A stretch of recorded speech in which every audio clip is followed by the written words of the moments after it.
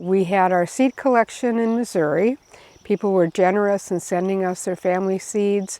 And then we realized, oh, we have a living collection of seeds that people have entrusted us to maintain. So we started thinking about becoming land-based. We decided to come back to Decorah so we could grow our collection out.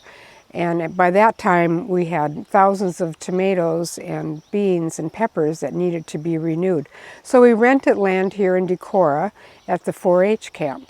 And we realized when people came to see our gardens that, you know, we talked about genetic diversity, saving genetic diversity for so many years, and that's an abstract concept. You can't really describe what genetic diversity is. You can, but people don't really understand it until they can see it and they can taste it.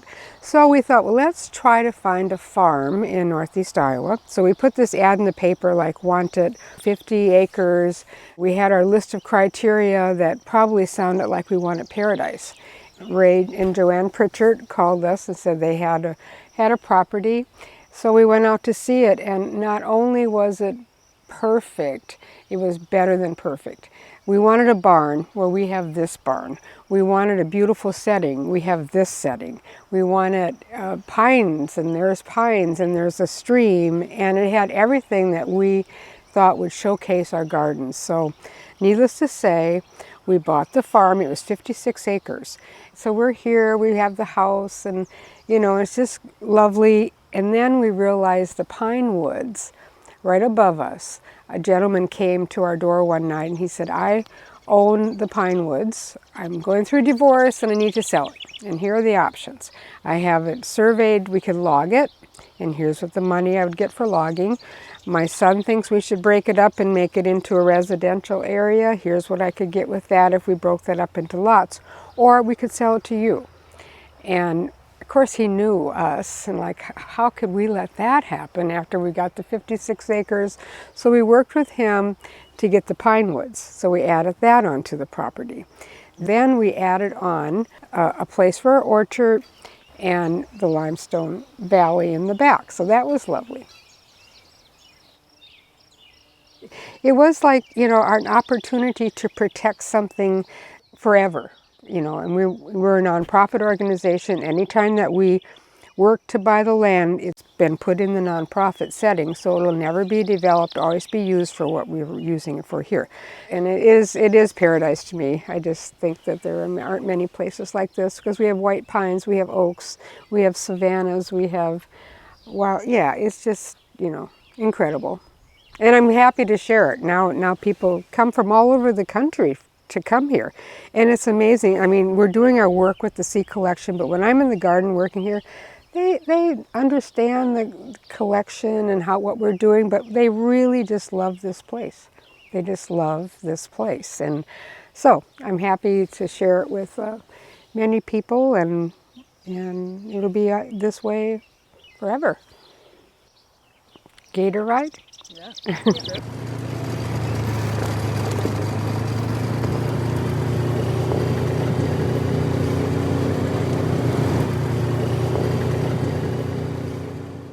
So then we come here, and this would have been the end of Seed Savers property. And Kent and I, every night we'd walk down after dinner in the summer and stand right here, and we think, wow, this has to be the most beautiful spot in the country. And what was going to happen to this? I mean, when we first looked at this was all one. Our beautiful White Park cattle weren't in the valley, but so it was just this massive amount of green and quiet, and the only thing that we'd ever hear is a blue heron coming in quietly at the end of the day. So we just thought, wow, this is a real special place. Then when we learned that it was going to be for sale and broken up into 10 different parcels, we were like, this can't happen, you know, we just got to get this land. So we began our quest to purchase Twin Valley Farms. Yeah.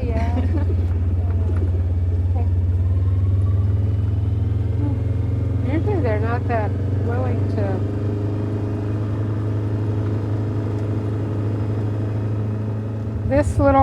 What's left of that little granary, it was the Meyer family.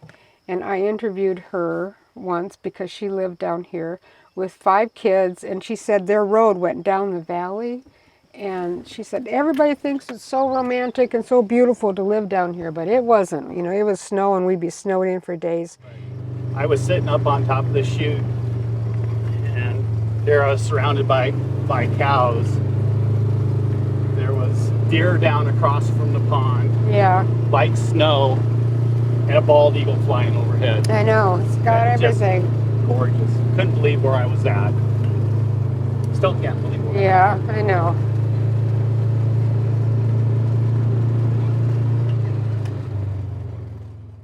Every place in the farm is my favorite, but this kind of, it really is my favorite.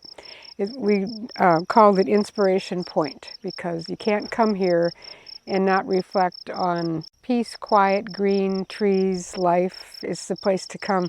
But when we were trying to put together the funding for Twin Valley Farms, which was going to be a little bit of a stretch. So I had a file in my office called Inspiration.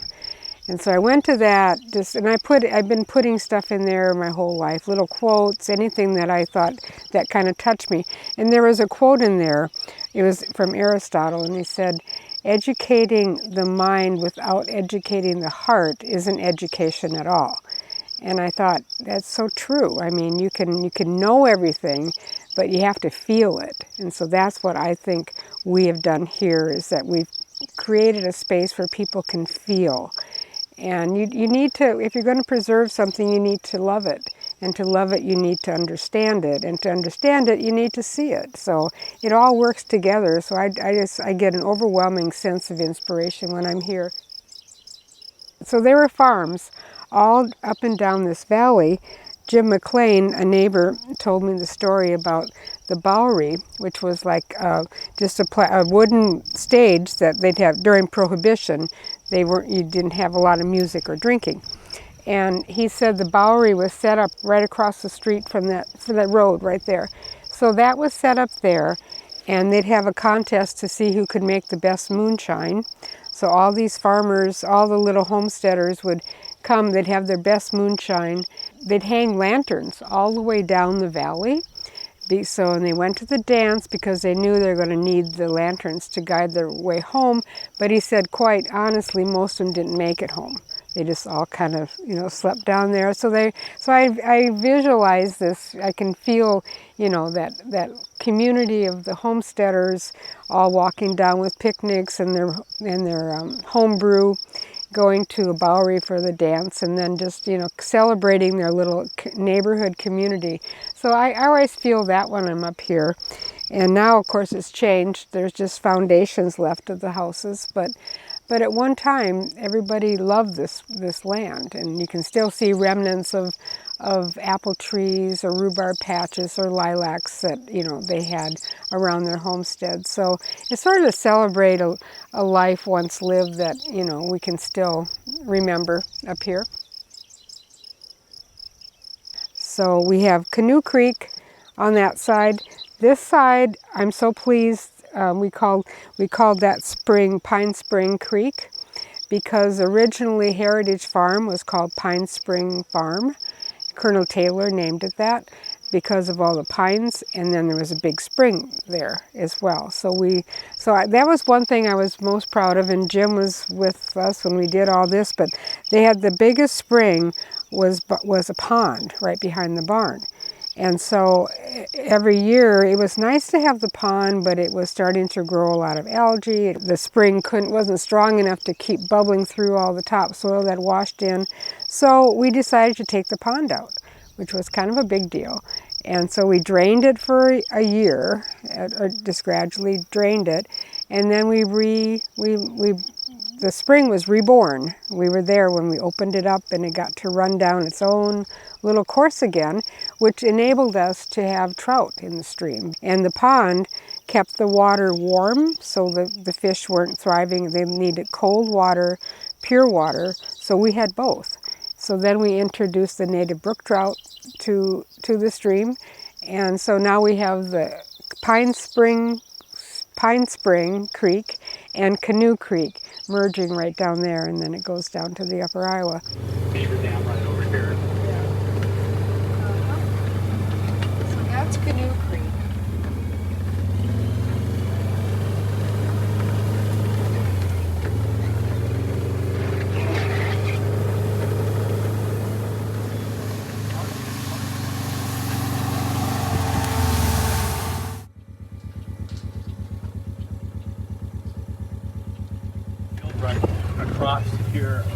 Corbin and I were walking across it one time. It was just full of goldenrod. Oh, yeah. And as soon as we stepped into the field, the monarchs just exploded.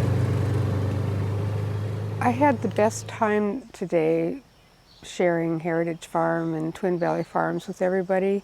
I don't get out that often anymore to see everything, and it just is a good reminder of why this was important in our life and important for our organization. Just seeing the bobolinks and the white part grazing in the valley and the Canoe Creek, and just knowing that we did the right thing.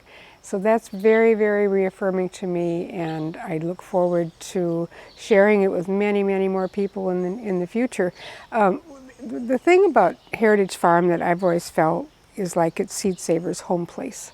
It's like this is where we live. We're providing what an environment should feel like. And that's what I'm most proud of. I'm proud of our seed collection, and we have 25,000 different accessions of seed. And then we have the land to complement the collection. And so that's been very important to us to showcase our collection and get people inspired. And I think Heritage Farm, when we were looking for a place to do our work, growing up on a dairy farm, I wanted a barn. So that was part of our criteria. But when we drove up here and I saw that barn, I thought, that you sold me at the barn. It really truly is a home place, because the barn is the heart of all dairy farms, and because so much happens there. So I feel like we are providing a good heart and a home place for Seed Savers Exchange, and I just hope that many people will come and share it with us.